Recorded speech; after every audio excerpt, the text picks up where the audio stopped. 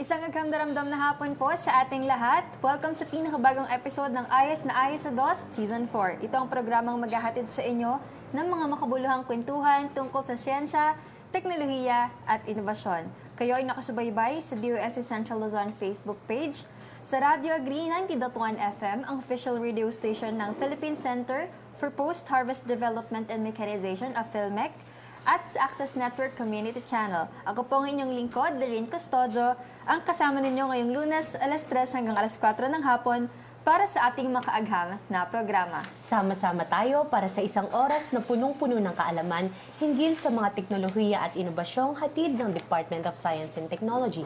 Ako naman po si Dian Briones, ang makakasama niyo sa ating talakayan. Nandito muli kami, ang inyong weekly dose of knowledge and good vibes. Dito lamang yan sa Ayos na Ayos sa DOS Season 4. Nais po naming batiin ng isang makaagham na hapon ng aming kagalang-galang na Regional Director sa DOST Central Luzon. Of course, walang iba kundi si Dr. Julius Cesar VC Cat. Good afternoon po, RD. Isang agham-daramdam na hapon din po sa aming mga Assistant Regional Directors, ARD for Technical Operations, Boss Romy, ARD for Finance and Administrative Services, ARD Belen, and ARD for Field Operations, ARD Cell.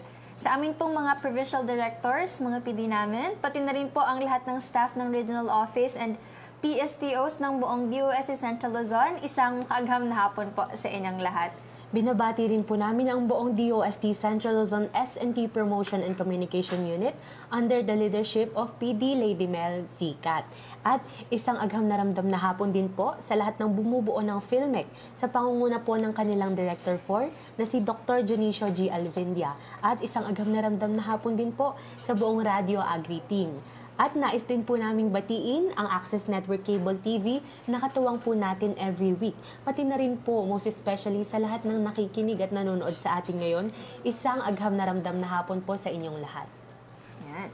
Last week ay napag-usapan natin, partner, yung patungkol sa mga small-scale composing technologies ng DOST Industrial Technology Development Institute or DOST ITDI. Nakasama natin si Engineer Jonema, si Belonio or si Engineer Jem, na siyang nagpakilala sa atin sa dual drum composter at household tumbling composter. Ayan, kung saan hindi na kailangan ng napakalaking espasyo para lang ma-process yung composting process. Instead, kailangan mo lang ng, sabi na, sa dual drum composter, kailangan mo ng at least 50 square meters. And sa household tumbling composter, ay kahit siguro meron lang 1 square meter. Oo, isang metro kwadrado lang yung kailangan para makapaglagay tayo sa ating mga bahay-bahay ng household tumbling composter. Dahil nga, sabi niya, ito ay design kasi meron daw existing na mga composter kung saan dapat at least 500 kilograms or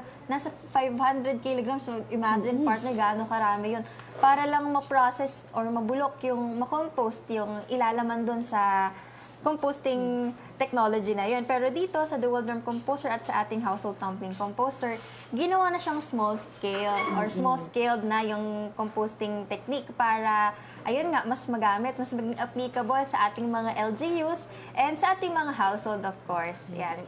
Kasi isipin mo, partner, kung yung 500 kilogram ng capacity ng tapos isang bahay lang or isang barangay yung gagamit nun, gaano katagal nila bago ma-process yung compost na pwede na sana nilang gamitin, di ba? Kasi nga itong very useful talaga siya dahil yung mga waste natin, yung mga household waste na napoproduce, ay minsan nasasayang lang talaga, di ba? Hindi naman kasi natin alam kung saan ba gagamitin. Pero sa tulong nga nitong mga small-scale composting technologies na ito, ay pwede na siyang maging soil conditioner, yung mga pang-pataba sa lupa, di ba? Very important Very relevant siya. sa ating din mga plantitos and plantitas na umuso since the pandemic. So, nagtuloy-tuloy na rin, ano? Yes. And, you know, sa programa natin to kasi talagang makikita mo na yung mga technologies or innovation na na-feature natin ay focus talaga siya, di ba? Sa sustainability, which is one of the 4 pillars of DOST nga. And our topic for today is no different kasi it is a hydrokinetic technology, partner, na kayang mag-generate ng kuryente mula sa flowing water. I mean, syempre, mas madalas naman nating naririnig, di ba? Like, natalakay na natin sa program na yung solar power, yung solar technology. Pero, etong, parang ngayon lang natin mapag-uusapan, di ba? Yung kuryente mula sa tubig na Yes, pwedeng ma-produce. Pero eto, alam naman, di ba, itong hydropower, pag naisip mo, ay yung mga malalaking dam siguro. So, yun naman talaga ang maaari silang source ng hydropower. Pero parang napakalaki kasing infrastructure nito, di ba? Totoo. So, itong mga dam, minsan may mga hindi maiwasan siyang mga social, tas environmental like consequences and impacts sa like sa society natin. Pero kaya naman itong isang young inventor na guest po natin ngayon ay may solusyon po siya para dyan. Naisip niya, kasi itong bansa natin ay archipelago naman siya, bakit parang wala pang sariling technology yung Pilipinas na makakapag-harness ng yung power na na-generate mula sa tubig. At ayun nga, nakaisip nga siya ng inobasyon na kayang tugunan yung issue na ito. Tama ka dyan, partner, na nabanggit mo nga na pag sinabi nating hydropower, talagang malakihan. Maraming mga considerations aside from, kasi kadalasan, di ba yung mga dam tinatayo, maapektuhan yung ating mga indigenous community. So, kailangan talaga, pati hindi lang environmental factors, kundi social factors. Kasi nga, yung pagtanggap ng komunidad nasa paligid ng kalapit na dam na kung saan itatayo ngayon mga hydropower na yun. So, aside from environmental factor, meron pa tayong social factor and economic factor and marami pang iba na dapat i-consider kasi nga, malawakan yung gagawin. Malaking gastos din, of course. Kaya talaga na-curious naman kung ano yung topic natin for today. So, kilalanin na natin ang makakasama natin ngayong hapon. He is an inventor and a Juris Doctor student at the University of Santo Tomas, hailing from Obando, Bulacan. He is the founder and chief energy officer of Saltric Tower, a Filipino clean energy startup pioneering hydrokinetic power technologies. He is the inventor of the Marisa turbine, an innovative vertical axis water turbine designed to generate clean, reliable electricity from rivers, tides, and ocean currents without the need for dams. Driven by a vision of making renewable energy more accessible and sustainable, he continues to champion homegrown innovation that advances energy security and supports off-grid communities in the Philippines. Kaya naman po, wag na nating patagalin pa. Sama-sama nating i-welcome ang founder ng Saltric Power, Mr. Patrick Roland C. de Guzman. Yes. Good afternoon po everyone. Isang makaagham na ramdam na hapon po sa ating pong lahat. Maraming salamat po sa pag-imbita ninyo sa akin. Yan, talagang kabisado ni Sir ang ating tagline, no? Tagline, yes. Talagang pagbati ng agham na ramdam na umaga, tanghali, hapon, ayan. At maraming salamat din po sa pagpaupo-unlak po sa amin, sir. Alam namin, Sir, na, yun, di ba? Aside from a Juris Doctor student, syempre, Chief Energy Officer and also founder of Saltric Power. So, napaka-busy, napaka-hectic ng schedule ni Sir, pero napagbigyan niya tayo for our interview for today. And ang laking shift po dun, Sir. Paano niyo po na pagsasabay-sabay na pagdojuggle or nasa-slay lahat yun, yung mga activities nyo yun and mga ganap activities sa inyong araw-araw? Siyempre po, Miss Lorraine, kapag may gusto ka talagang bagay, ipaprioritize mo siya. So parang prioritization lang yan ng mga bagay na mahalaga sa iyo. So siyempre, mahalagang pag-aaral. At the same time, mahalaga rin yung passion mo na tumulong ka sa community. So in my case nga, gusto kong maging abogado para makatulong din sa energy infrastructure law and regulations na mayroon tayo kasi marami pa rin pong kulang. At the same time, kailangan din natin ng another infrastructure in terms of hydropower din. So, yung dalawang pong yun yung passion ko. So, syempre, doon ko talaga binubuhos yung oras ko po. Talagang, if driven by desire and passion ka, talagang magagawa mo yun lahat, no? Kahit gaano, sa tingin ng iba, kahirap pagsabay-sabayin. Pero si Sir, tingnan mo, parang nakikita natin sa kanya, madali lang niyang nagagawa. Although, of course, kailangan ng lots of sacrifices. Pero dahil nag-e-enjoy si Sir sa ginagawa niya, kaya parang nagiging mas madali para sa kanya. And also nakakatuwa, no? Kasi nabanggit nga ni Sir yung sa pangarap niya maging isang abogado, goal niya maging isang abogado, which is related pa rin sa kanyang Sa startup niya? Sa startup niya, yung energy infrastructure law. Related doon yung gusto niyang maging contribution sa ating mga batas. Ayan. And ayun po, commercial lang po para po sa mga Facebook Live viewers natin. Kung may tanong po kayo ay i-comment nyo lang po ito sa DOST-Central Luzon livestream. And ayun nga, parang sabi yung ambition ni Sir ay related nga sa startup niya, which is yung Salt Lake Power. Pero Sir, pwede niyo po ba munang ipakilala po kung ano po yung Salt Lake Power at ano po yung mission po nito? Okay. So, first, pakilala ko muna sarili ko. I am Patrick De Guzman. Isa po akong inventor at isa akong estudyante ng nag-aaral ng batas. I started Salt Lake Power po way back 2017. So, almost 10 years na. Pero nagkaroon lang kami ng traction nung pandemic, so nung 2020 po. Salt Lake is a portmanteau of the word salt and electric. So, kaya po Salt Lake. So, ang una ko po kasing idea doon is bakit hindi tayo gumawa ng kuryente mula sa alat po ng tubig, mula po sa tubig dagat po. Kasi Philippines is an archipelago, ang dami po nating bodies of water. And parang wala po tayong masyadong nakikitang mga teknolohiya na pwede nating gamitin to generate electricity mula po doon sa tubig. So, doon na po nagsimula po yung mga innovation po namin hanggang sa meron na rin po kami mga patents, and also nakita po natin yung mga rivers din natin. Hindi naman siya sobrang maalat na tubig, may mga kaunti siyang minerals, pero nag-integrate tayo ng turbine technology. Yung turbine technology kasi, ginagamit na siya ng wind turbine, ginagamit siya ng gas turbine. So, siya na yung para naging backbone talaga ng energy production natin. Kaya, ginawa rin natin yung mga maliliit na mini turbines naman para sa tubig po.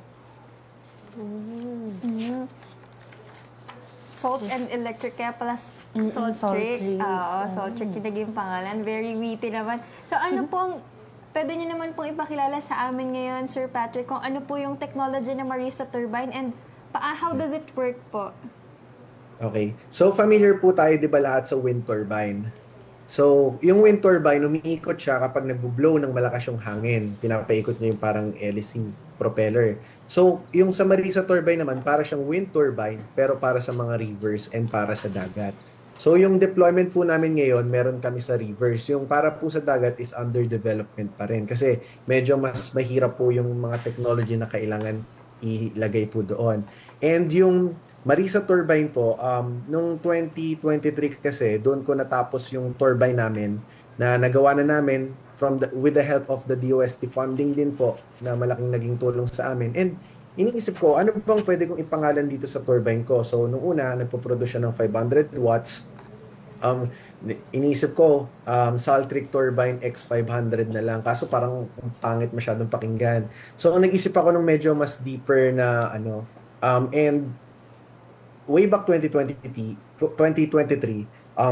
na yung mom ko she passed away. So, inisip ko, ano kaya meaning ng pangalan ni Mama? Nung sinearch ko sa Google, Marisa means of the sea pala in Latin. So, Marisa Turbine, Turbine of the Sea. Kaya, yun na lang din po yung pinangalan ko sa turbine ko na parang personal din kasi talaga sa akin to eh. Parang personal challenge din na gusto ko someday na kailangan yung legacy ko is makilala ako yung tao na nakatulong to build turbines para sa mga communities na walang kuryente pero may river sila and it generated electricity for them.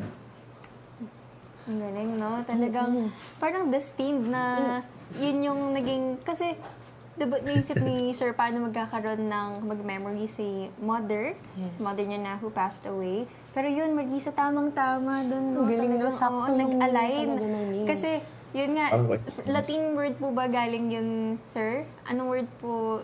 Ayun, of the sea. Marisa. Mm. And yun nga, sabi nga ni Sir, gusto niya matulungan yung small communities na meron namang ilog, pero hindi ganun ka-accessible sa kanila yung electricity. Miss Lering, Miss Dayan, can I tell a story? Kasi Sure meron po. ang nag-spark talaga sa akin nung turbine. Kasi nung unang na-invite ako sa event ng DOST TAPI, si TAPI po kasi ang nag-help talaga to fund our prototyping din po. Yung salt panel po. Yung salt panel naman, para siyang solar panel, nilagay mo siya sa tubig, salt water, it generates electricity.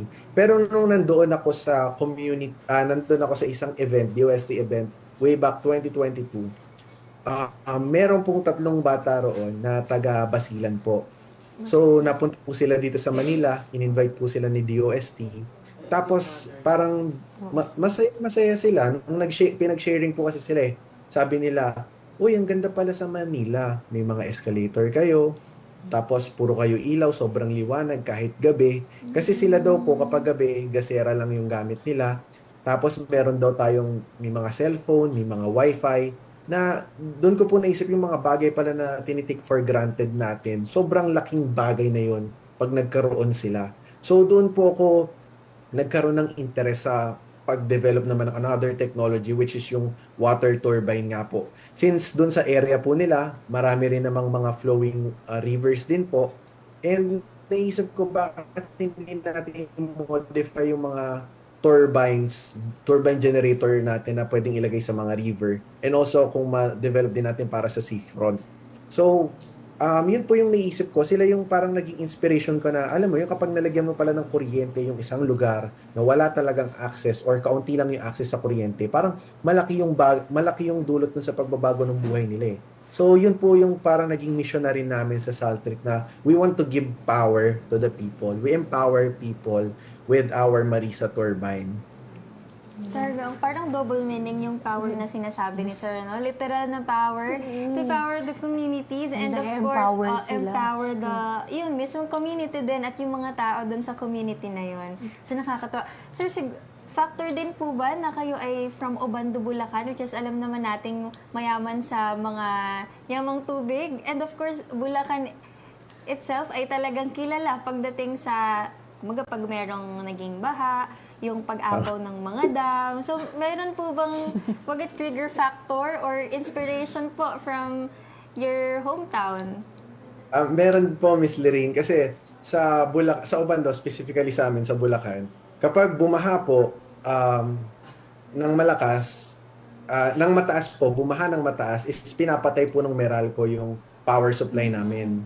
So, syempre, delikado rin po sa mga mabababa po na mga bahay po na paano yung makawad ng kuryente nila, mabasa po ng baha. Syempre, makukuryente sila. So, and nakita ko dumadali din yung tubig, di ba? Umaagos siya. So, parang nakatulong din yung sa pagbuo ng idea na marami rin tayong river, tapos dito sa Obando may parang rumaragasa nga yung tubig tuwing baha. So, bakit hindi natin siya gamitin para paikutin yung turbine na parang windmill sa paggawa ng kuryente?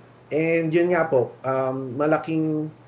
medyo malaking problema rin talaga hanggang ngayon pa rin yung pagbaha po sa Bulacan. Alam naman po natin yung naging issue rin doon, tapos nasira rin yung mga water dikes po namin na humaharang sa baha. So, yun po ma'am.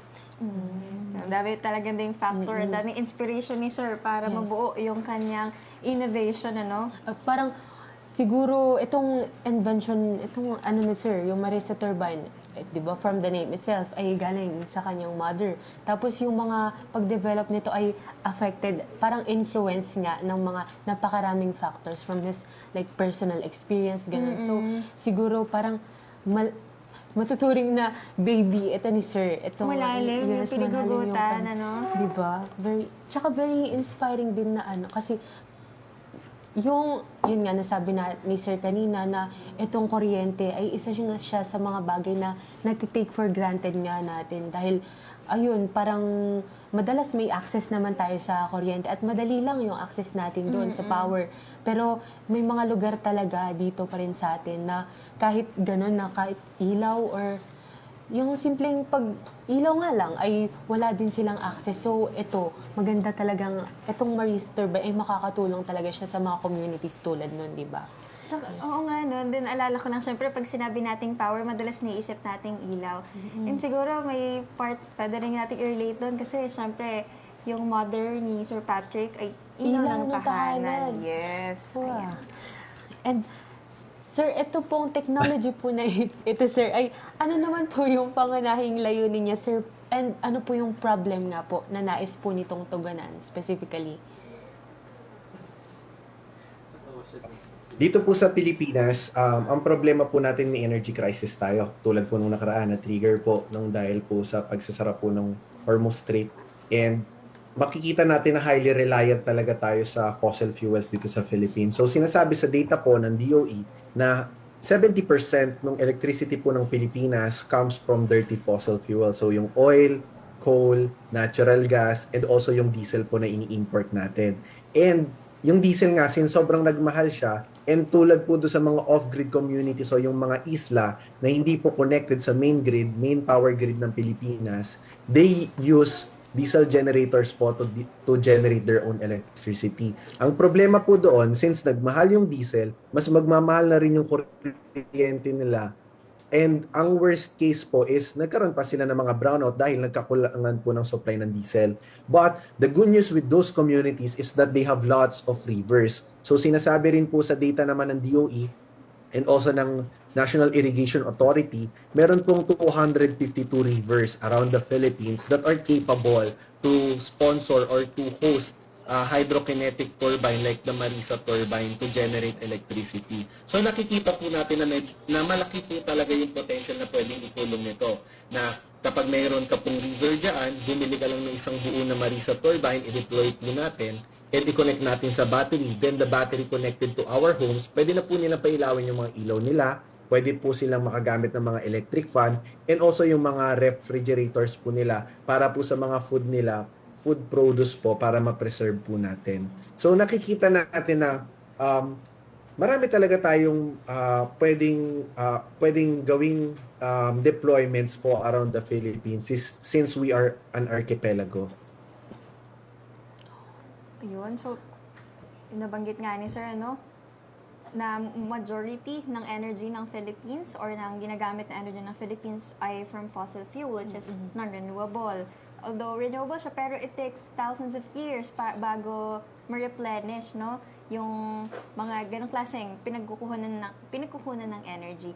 And yun nga, gaya ng nabanggit natin kanina, na kapag inisip mo, di ba kasi yung Marisa turbine talagang makikita mong hindi siya ganon super laki Hindi ganon na gigiba ka ng mga kung ano-anong, magbubungkal ka ng malaking portion ng lupa, tatayuan mo ng ganitong construction, gagawin mong maraming mga bakal, mga materyales ang gagamitin. Pero with this Marisa turbine, na nakita naman natin kung ilang galon lang yun. So, parang siguro hindi pa abot yung laki nun sa isang typical na size ng room. Tama po ba, Sir Patrick? Tama po. And meron po kami, yung pinakita nyo po dyan, yun po yung version 2 namin. Meron po kami version 3 na mas maliit po, na mas madaling i-deploy. So makikita po yung image po niya sa mga social media po natin. Opo. So, ayan, dahil andito na rin po tayo mismo sa size niya. So, pwede po ba naming malaman kung saang mga materials po gawa yung ating Marisa turbine? Okay. So, pwede ko po ba munang i-discuss kung bakit po yun yung napili naming mga materyales? Sige po, Kasi go on, diba, sir. sa innovation po kasi, mahalaga po dito na meron po tayong iba't ibang mga prototype and versions po. I-test natin siya sa real world. Una, syempre may simulation tayo kasi gusto nating magtipid muna na hindi natin maubos lahat ng resources or yung grants na binigay sa atin ni DOST. So, nag-simulate po tayo. After ng simulation, gumawa tayo ng mga prototype, version 1, version 2, dineploy po natin sa tubig. And meron po tayong nakita ng mga corrosion po since yung gamit po natin dati is GI lang po siya na bakal. So, merong mga corrosion, kinalawang din pati yung bearing natin. So, sa version 3, yung mga nakita po nating problema na masyadong mabigat pala tong version 2 natin, malaki, hindi kasya sa pick-up. Paano natin iakyat sa mga bundok, patawid, papunta sa mga river. So, ang ginawa namin, gumawa po kami ng mga maliliit na Marisa turbine. And ang frame po niya is marine grade po na stainless steel para hindi po siya mabilis kalawangin. And gumamit din po kami ng 3D printed po na blades po. Since mahirap din po kasing ikorba po yung metal, also, pinahiran po namin ito ng resin tulad po nung pinapahid sa mga bangka para maging matibay po siya. Yung generator po natin, meron po siyang mga copper windings din po. And yung body po, yung frame ng ating Marisa turbine ay meron po siyang reactant or meron po siyang coating na anti-corrosive po and anti-biofouling. So yung anti-biofouling naman, syempre makikita natin dumidikit yung mga barnacles, yung mga shells sa tubig po. So, para hindi sila ma-attract doon and also para dumulas din yung mga isda. Kasi another factor din na tinatanong po dito is, paano naman daw kung may ipit daw yung mga isda? So, madulas po siya para po sa mga isda.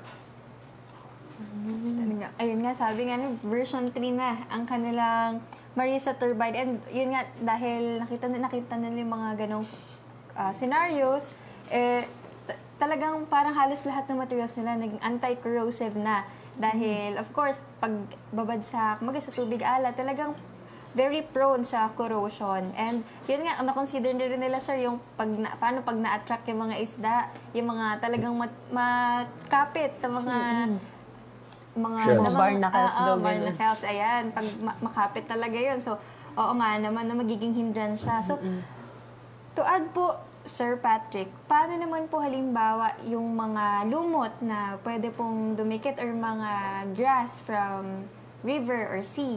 Na-consider din po ba natin yun? Na-consider din po namin yun, ma'am. So, yung kasama rin po nung reactant po nung coating po namin, medyo madulas din siya para magkaroon po ng pagkapitan po yung mga lumot po o yung mga moss.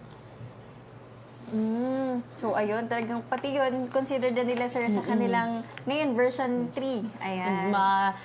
Rami-rami rin yung pinagdaanan niya pala, di ba? Totoo. Yung mga materials ay sobrang na-considered talaga kung ano yung pinaka-optimal kung paano siya gagamitin, kung saan siya gagamitin. And sir, mula po from the concept itself, nung naisip niyo po itong Marisa Turbine, hanggang sa implementation po, paano po yun yung naging journey niyo sa pag-develop po nito? Mahirap po na journey yan. So, grabe po yung parang character development din siya. So, yun po yung isang bagay na nakakatuwa rin kung innovator ka o isa kang inventor and entrepreneur at the same time is nag-grow ka rin katulad din ng product mo na meron kang skills dati na wala sa'yo and may personality ka ngayon na dinevelop mo kasi kailangan siya na kailangan matuto ka, patience talaga na hindi lahat madali mo siyang makukuha and also to have faith din na parang gagana siya. Also, syempre masasabi mo na there is science in it. Pero kapag ilalagay mo na kasi siya doon sa river, hindi mo masasabi kung tatangayin ba siya ng tubig kahit gaano ka sturdy yung ginawa mo na foundation. And ang masasabi ko, yung journey talaga is sobrang masaya siya at the same time mahirap kasi nung una ako lang talagang mag-isa, wala po akong alam about engineering, meron lang talaga akong dream na gumawa ng turbine to generate electricity. Syempre napilitan po ako humanap ng sarili kong team, sumali ako sa mga events, mga organization, at doon po ako nakahanap ng mga engineer po na makakatulong po sa akin. Kasi syempre kailangan natin ng engineering background din po dito kung paano natin maiwasan yung mga pagkakamali at maging efficient po yung development ng ating turbine. So natututo din po ako sa kanila, sa mga pinag-aralan po nila and sa mga skills din nila. Nakatulong siya para mapababa mo yung, para ma-humble ka. Kasi syempre, napapansin ko yung mga ibang mga inventor din, hindi sila marunong makinig eh. So, ewan ko kung maniniwala sila sa akin. Pero yun po yung napapansin ko na may mga inventor na hindi marunong makinig or sumasama yung loob nila kasi feel nila natatapakan yung ego nila kapag sinasabing mali yung design nila. So, ako, naranasan ko na merong mga nagbabash sa akin online, merong mga hindi naniniwala. Pero yung mga sinasabi po nila, hindi ko tinik na negative yun eh. Parang yun pa yung nag-push sa akin na bakit naman kasi tama talaga yung sinasabi nila? Bakit hindi tayo makinig sa kanila? So, isa rin yung magandang bagay na kailangan mo bilang isang entrepreneur na kailangan mo makinig sa market din. Kung ano ba talaga yung kailangan nila versus sa kung ano yung binibigay mong produkto. Ayun. Very humbling yung experiences, sir, ano? Tsaka, siguro isa sa pinakamahirap i-develop na skill nga, yun yung pagiging teachable. Yung sabi nga ni sir na as an inventor, as an innovator, talagang kailangan mo makinig sa iba, which is, kumbaga nakita rin ni sir, napansin niya sa ibang inventor ay hindi ganon ina-absorb yung criticism na makakapagpa-improve pa pala supposedly doon sa kanilang invention. And alam mo, napansin ko rin si sir, very, very humble po kayo, sir, kasi yun parang na-admit nyo nga po na, oo nga, may mga times na parang hindi mahirapan tayo na i-admit na hindi natin alam itong isang bagay. Pero si sir ay welcome niyo yung parang kailangan ko ng mga engineer na makakatulong sa akin kasi hindi naman ako maalam sa ganito. Pero yung dream niya lang yung meron siya, di ba, nung umpisa. And yung, sabi nga ni sir, yung mga criticisms ay natatanggap niya din dahil yun nga, tama din naman na ito po yung mga bagay na mag-help sa atin na mag-grow, di ba? Tsaka siguro, syempre, yung mga skill na meron yung mga hired mo or part ng team mo, kumbaga dahil hindi mo alam or mag-hire mo dahil nga hindi mo alam, sila yung mas may alam. Syempre, matututuhan mo rin matututunan mo yung learnings from sa skills nila, sa talents nila, and sa contribution na binibigay nila doon sa team. So, ayun po. Ayun, magbasa muna po tayo ng comments dito po. Ayun po, from Ma'am Marivic Rivera, tita ko po. Nice hosting, Dian and Lorraine. Thank you po, tita. Ay, thank you po, tita. Very active talaga si tita sa panonood at pakikinig ng ating mga episodes. Mula episode 1 and ano episode na tayo ngayon, partner? 22 Yun, episodes. episode 22 na tayo. And nandito pa rin. Siya ang tinutukoy natin sa taga-subaybay talaga. Thank you po, Tita Mavic. Ay, actually, may comment pa po siyang isa. Ayan. Keep up the good work, ladies. Congratulations to the both of you and to DOST Central Luzon. Galing-galing naman. So, thank you po, Tita. Thank you po. And of course, dahil din po yan sa ating mga magagaling ng mga guests. Kasi hindi naman magpapatuloy hanggang 22 episodes itong season natin na to kung wala tayong magagaling na mga guests. And Like Sir Patrick, no? So, ayun po, balik po tayo. Ano naman po yung ilan sa mga pinakamalaking challenge, ay ano yung pinakamalaking challenge po natin habang dine-develop po itong ating Marisa turbine? Okay po. Nung una po, Miss Diane, Miss Lorraine, ang pinakamalaking challenge talaga sa amin is yung funding. So, na-solve naman din po namin yung funding kasi si DOST very helpful po and marami pong grants si DOST na gusto ko rin malaman din ng ibang inventors na pwede po nating itap. Kasi magagamit natin yung funding na yon kahit na maliit siya para po makagawa po ng mga prototype natin. So ang natulong din po sa akin nung funding na yon kahit maliit siya, ang kagandahan po kasi pag maliit na funding, magiging resourceful ka eh. And also ang naisip ko, kung sobrang laki ng funding na kinailangan ko to develop this turbine, hindi siya magiging kabenta-benta rin po. So halimbawa, 1 milyon yung binigay sa yung funding, so 1 milyon din yung pinanggawa mo. So, syempre, paano mo ibebenta yung ganong kalaking turbine for 1 million? So, tinutulungan ka rin maging resourceful din nung kahit na maliit na funding po na yun. So, ganon ko siya binuview. At the same time, marami pong magagaling na mga engineers sa DOST kasi kapag nag-request ka ng funding, meron pa yung mga evaluation rin po ng mga core members, core engineers din na syempre maganda rin yung mga sinasabi nila ng mga feedback kung paano mo gagawin yung technology mo na mas makabuluhan and mas matibay rin po. At the same time, maganda rin kasi yung mga sinasabi nilang suggestions kasi maaring may mga nasubukan na rin silang same technologies or may mga narinig silang same technologies na hindi rin nagtagumpay sa gantong space. Pero yung mga experience nila and yung mga suggestions nila maaring makakatulong po para magawa mo po yung tulad po namin yung Marisa turbine. So, okay naman na po kami doon. Although meron pa rin syempre konting funding challenges pero hindi na kasing hirap po nung dati kasi meron na rin mga funding options din po. And naka-develop na rin ng credibility si Saltric Power. Pero ngayon, ang challenge po talaga namin is yung product market fit naman. So isa po sa mga natutunan ko na pagkakamali, kung magiging inventor ka po pala, dapat una mo munang hanapin kung ano yung problema kisa gumawa ka nung solusyon. So yung sa akin, talaga naman pong may problema pero dapat mas specific ko pang lugar dinesign po yung turbine.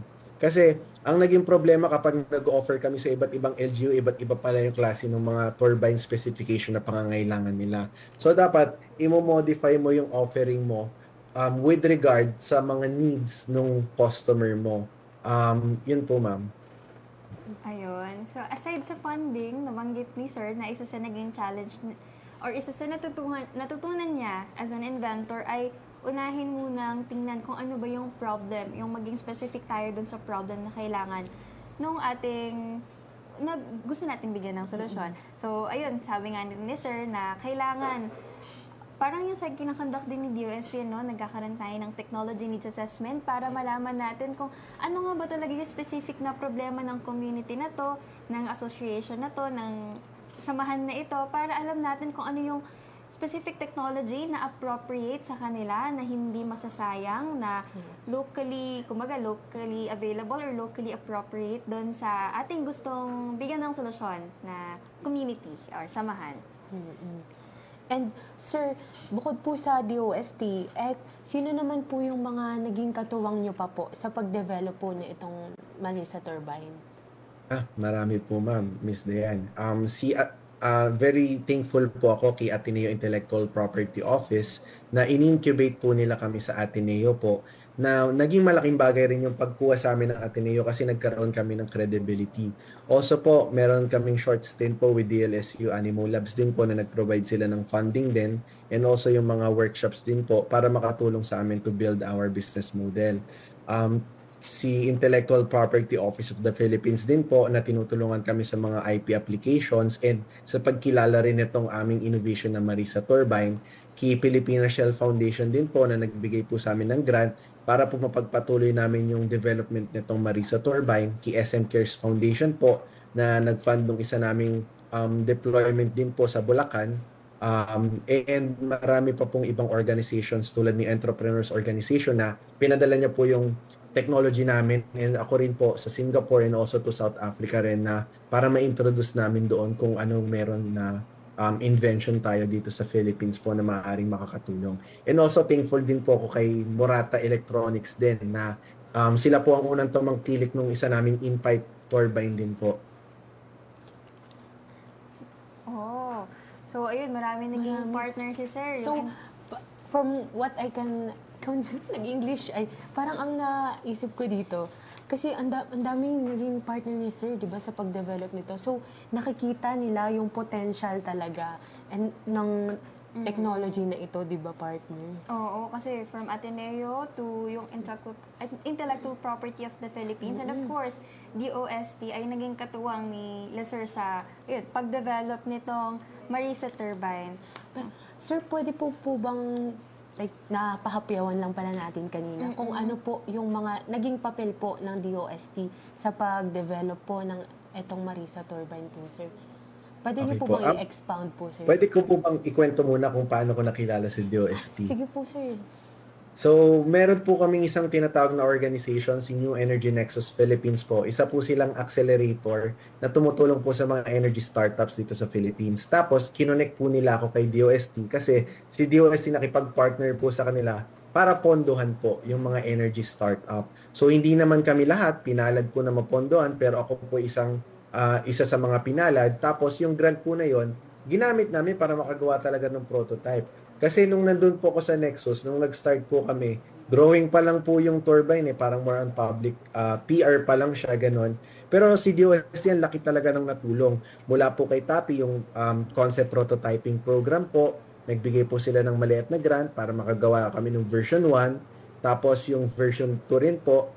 Tapos meron din tinatawag na IPRAP na magtutulong sila ng funding for filing your intellectual property.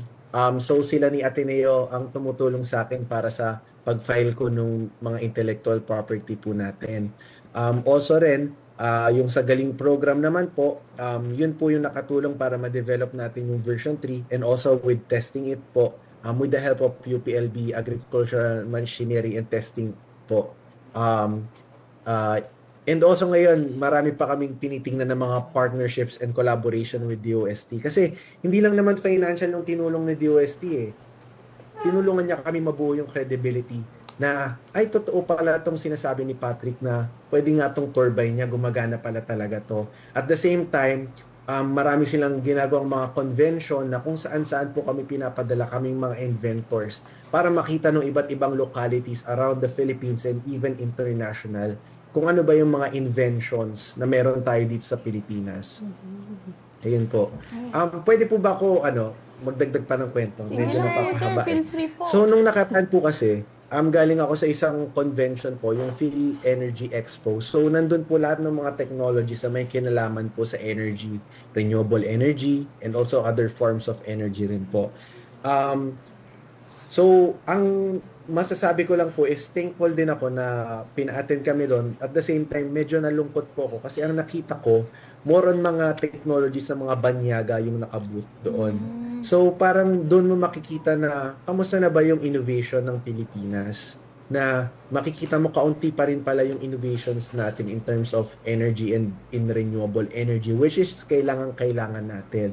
So gusto ko, kung may nanonood po ngayon na mga may idea po, parang gusto ko kayong hikayatin na matuto rin tayo sa mga existing technologies, at the same time gumawa po tayo ng mga versions po nito dito sa Philippines para ma-localize natin yung mga technologies na yon, and ma-adapt po siya ng iba't ibang mga communities natin. Ayun talaga, support, #support local, no? And partner, parang yun nga sabi ni Sir, parang hindi pa talaga ganun din karami yung mga local like technologies, inventions sa bansa natin na Related sa tumutugon pag-harness ng energy. Oo, and I think parang kung merong iba, pero hindi rin siya ganun kilala, di ba? And dito nga sa program natin, parang may mga ilan na din tayong na-feature. Tapos yun nga din, ang Solar. solar. Oo.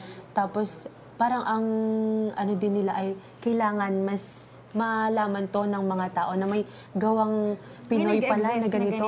May Yes. version ng Pinoy for that. Oo, tama, partner. And yun nga, nabanggit ni Sir kanina na malaking role din yung networking. Kasi aside from that, malamang na-build na skill ni Sir yung sa pag-network, ayun, and through the help of the USC, also, yung na-build nga yung credibility and pinapadala sila sa iba't ibang mga convention, iba't ibang mga mga activities na pwedeng makakamit na or makakilala ng iba pang pwedeng mag-fund, pwedeng yun, maging makatulong Doctors. nila, Sir, sa patuloy na pag-develop ng kanilang innovation. Yes. Yan. So, in terms of sa mga komunidad na kagamit na po ng Marisa Turbine, ano po yung mga naging feedback po nila, and aling communities na po ito sila? Ano po yung naging feedback nila doon sa innovation?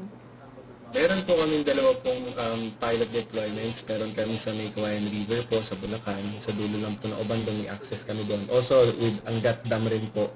Angat River po, located in Angat, Bulacan.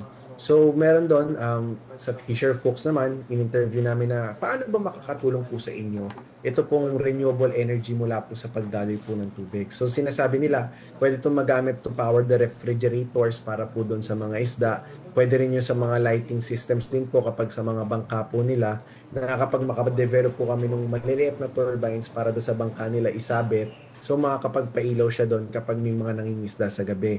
Yung sa Angat naman po, may mga households din po na nakikita na minsan tumataas po yung level po ng water doon, bumibilis din yung water flow, and nakikita nila na pwede rin itong i-adapt sa iba't ibang communities around the Philippines. So meron din kaming project proposal po with Catbalogan City po in Samar, na meron po silang Buri Bridge, tapos yung bridge po na yon, malakas po yung exchange or pagdaloy po ng water na pwedeng ring lagyan ng turbine para mapagpailaw po yung kanilang Buri Bridge papunta po sa kanilang airport. And also, sa Mimaropa region po talaga, yun po yung mga future ng mga pipeline projects namin na gusto namin lagyan ng turbine, kasi malaki ang problema ng Mimaropa sa brownout. Lagi sila nagpa-brownout kasi kulang po ang kanilang supply ng kuryente, o kaya nagkaroon ng problema yung kanilang mga generators. At the same time, marami po silang mga bodies of rivers na mabilis po mag-flow, which we could utilize and deploy our Marisa turbine there to provide them electricity po. So, in short, positive yung mga naging feedback regarding dun sa paggamit nila ng Marisa Turbine, no? Partner? And ayun, sabi ni Sir, dahil sa Bulacan nga, di ba, sa Bulacan base yung mga lake, yung mga existing na Marisa Turbine. Sa Angat River, and yung isa ay sa Ubandok Ubandok. naman, which is yung hometown mismo ni ni Sir. Ayan. And Sir, ito po, may sasabihin. Ito pong Marisa Turbine po na ito, Sir, ano na po yung mga natanggap niyang pagkilala, milestones, or achievements? Parang recently po ay nakita ko po, nag-finalist po ata kayo sa isang, pwede niyo po bang, ano Sir, Opo. kwento po sa amin? Medyo marami na rin naman pong mga bodies, award-giving bodies, and also private organizations and also government bodies din na nagbigay ng award sa amin, tulad DOST, I2Phil po, si Pilipinas Shell din po, si Dragon Star Award, and marami pa pong iba.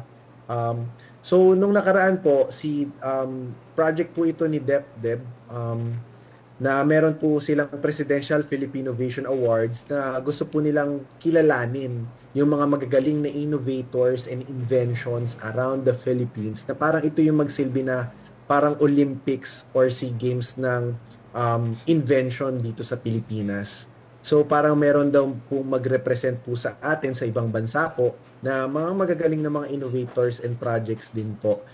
So noong nakaraan, natutuwa nga po ako, isa po ako sa mga 4 na napili for Luzon po na maging finalist po ng Philippine Innovation na kami po yung lalaban sa nationals po na sa iba't ibang innovators pa po around the country. So, ang kagandahan po kasi nito para sa akin, it's not about the price po eh. Kasi more on networking din siya para sa akin. Doon ko nakikita na marami ka po kasi matututunan sa experiences po, life experiences ng ibang innovators na nakasama mo na kung paano sila kumukuha ng mga supplies, paano nila minamanage po yung mga tao po nila, and kung paano nila minamaximize yung funding nila para mapataas yung efficiency ng products po nila. So, ganun ko siya tinitignan eh. And yung pagkilala po ng Philippine Innovation, very thankful po ko na isa po kami sa napili po nila. And gusto ko pong ipakilala rin na may gantong turbine tayo na dinedevelop sa Central Luzon. And at the same time, nakikipag-partner din po tayo kay DOST Central Luzon para maghanap po ng mga schools na malapit po sa mga fast-flowing rivers din po na para makapag-generate tayo ng electricity doon para mapailaw po yung kahit ilang classrooms lang din po. Makapag-pilot po tayo ng mga ganong project din. Yan. Sir, congratulations po on those Congrats po, milestones, sir. sir. Ayan. Tapos talagang our very own pala talaga si Sir kasi nga kagit ng Luzon natin siya. Kasi ayun, DOST Central Luzon. And hopefully, sir, maraming schools and maraming communities within the Central Luzon and of course nationwide yung matulungan pa natin. Lalo na sa part ng nabanggit nga ni Sir si Mindoro. Parang hindi ko alam kung tama yung nabasa ko sa Facebook before or may parang news article na dahil nga mahirap yung access nila sa power or kumbaga limited yung supply nila ng power, ay medyo may kataasan talaga yung singil ng kuryente nila. So, kung merong ganitong innovation or technology, so malaking magiging tulong sa ating mga small communities lalo na yung mga malapit sa river na pwedeng-pwede namang makaharness ng energy from yun nga, hydrokinetic energy gamit yung ating Marisa turbine. So, Sir, ano naman po yung mga susunod na plano or development po para sa Marisa Turbine at of course, ng buong Saltric Power? Okay, meron po kaming dinedevelop ngayon para naman po sa mga building kasi meron tayo sa mga rural community na dinedevelop natin yung Marisa Turbines for Rivers. Meron naman tayong dinedevelop na Micro Marisa in-pipe turbine. So, gusto ko rin po syempre, paano naman yung mga syudad din natin na marami rin namang taong nasa syudad para po makatulong din sa kanila for energy efficiency naman po. Sa mga building, may kinabitan po kami nito sa Murata po. Industrial facility po siya. Alam niyo po yung mga automatic na water faucet, di ba? So, minsan kapag sa mga mall, naghuhugas tayo doon, hindi siya gumagana. So, ibig sabihin nun, palitin na yung disposable battery niya. Pero doon sa mga water faucet na yun, nagpo-flow po 'di ba yung tubig katulad sa mga river. So naglagay rin tayo ng maliit na turbina roon. Yung maliit na turbina, siya na yung nagpa-power po ng sensors and ng solenoid valve po para gumana yung automatic water faucet. So doon lang po tayo magsisimula muna sa mga maliliit po muna ng mga water lines. Kapag napalaki po natin ito, so nag-file naman na kami ng intellectual property for this. Sa mga buildings din po, 'di ba mabilis yung flow ng water po. Diba, sa Makati, merong mga high-rise buildings, sa Ortigas, sa BGC. Pag bumaba po yung water po niya, mabilis po yung water flow, it could also generate electricity po for them. Also naman, for the Marisa turbine for the river, ang pangarap ko po doon, gusto ko nakalubog po siya sa tubig. Kasi ngayon po, nakikita mo siya eh. So, gusto ko po mas maging matibay and waterproof po yung generator namin, yung color white po doon. And ilubog namin siya sa tubig para hindi mo nakikita na may Marisa turbine pala roon. Pero nandoon siya na nagge-generate ng kuryente para sa community. And yung maiipon po naming pondo sa pagbenta po noon ay gagamitin namin para makapag-develop ng Marisa turbine para po sa dagat. Which is yung ultimate goal po namin. Kasi pag pupunta ka po sa mga gilid po ng Luzon, sa bawat gilid ng Pilipinas, Luzon, Visayas, Mindanao, maraming beach po na malalakas yung waves po papunta po sa Pampang. So kapag umalon po siya ng malakas, gagawa po tayo ng isang chamber doon na makaipon ng water tapos magkakaroon po ng hydrokinetic effect po to generate electricity. Ang galing. Nakakatuwa, no? Kasi talagang kung ano yung meron tayo, yun yung ang tawag dito, resourceful, very resourceful. Kasi kung ano yung meron, pinagyayaman mo kung ano yung nandyan mismo sa'yo. So, parang ganun yung, ano nila, sir, isa sa parang mission nila. Oo. Vision. Yes. And ang galing, no, kasi ito yung Marisa nga ay parang na-discuss natin sa mga remote communities and yung may mga malalaking mga rivers, gano'n. Pero sila daw, sila sir, nagde-develop na yung para sa mga buildings naman daw. Which is ang galing. Excited akong, like, siguro sir, next time, ay, pwede naman nating i-guest din si sir. Of Tapos yun course. naman yung i-discuss ni sir. Okay. Thank you po. Kasi mukhang mahabang lakbayan, pero napakaraming, kumbaga sa journey na yon, maraming mga achievement pa at magiging achievement ang Salt Creek Tower. Ayan. And of course, Marisa Turbine. And si sir. Yes. And his team. And ayun po sir, sa mga interesado naman po, I'm sure may mga nagiging interested na ngayon dahil papakinggan nila. Sa mga interesado po na bumili or i-adopt po ang technology po na ito, yung Marisa Turbine, saan po sila pwedeng magtungo or sino po yung pwede nilang kontakin, sir? Okay po, pwede po silang magtungo sa Facebook po namin, facebook.com/saltric po. Meron din kami instagram.com/saltric_inc incorporated. And pwede po nila kami i-contact sa saltriccompany@gmail.com po. Or pwede nilang i-search lang po ako kahit po sa Facebook. Ayan. So, ayun po. Para po sa ating mga Facebook listeners and viewers, iiwan po namin sa comment section yung mga contact details po ng Salt Creek Power and ni Sir Patrick. Kasi very open naman ang kanilang communication. Meron sila sa IG, sa Facebook, and of course, even yung personal ni Sir na Messenger or Facebook ay pwede natin siyang ma-reach. Ayan po, para po sa mga interesado na dito po sa innovation na ito. Ayan. And ngayon po ay magbabasa naman po tayo ng mga katanungan, sir, mula sa live viewers po natin. Ito po, meron po tayo from Sir Mario Tumamaw. Good afternoon po, Sir Patrick.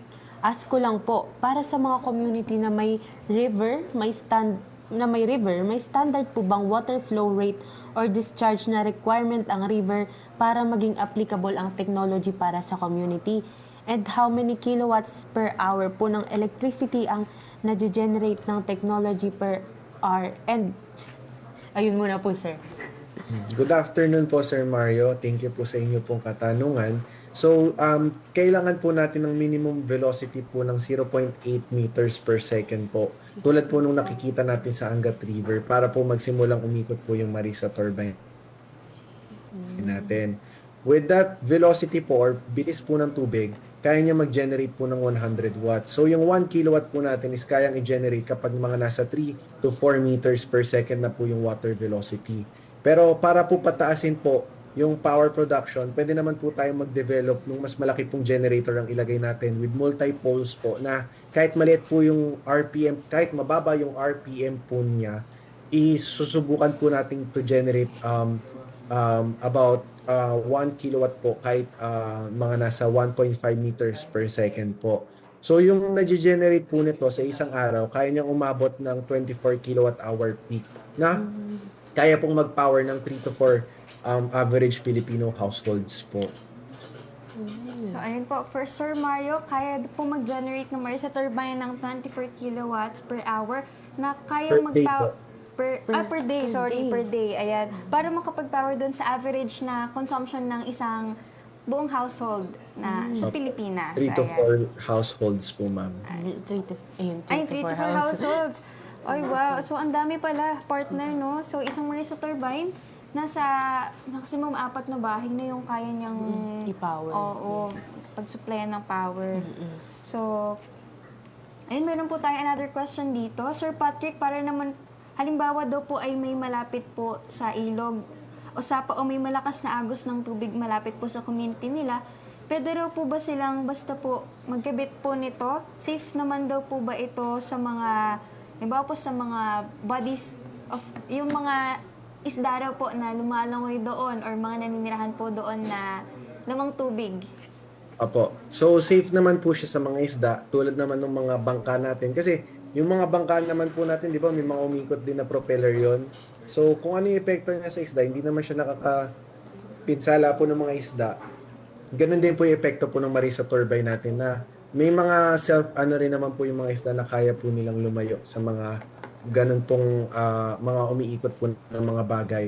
And madulas naman po siya para po sa mga isda, so hindi siya nakakahiwa kapag piniikot po natin. So with deployment naman po, syempre unang-una kailangan natin to coordinate with the LGU po kasi baka meron silang mga ordinansa po na kailangan nating tugunan po para ma-allow po tayo to deploy po doon sa bodies of water. Pero kung halimbawa private naman po yung body of water na yun na nagpo-flow, nasa sa inyo na po yung discretion po nun.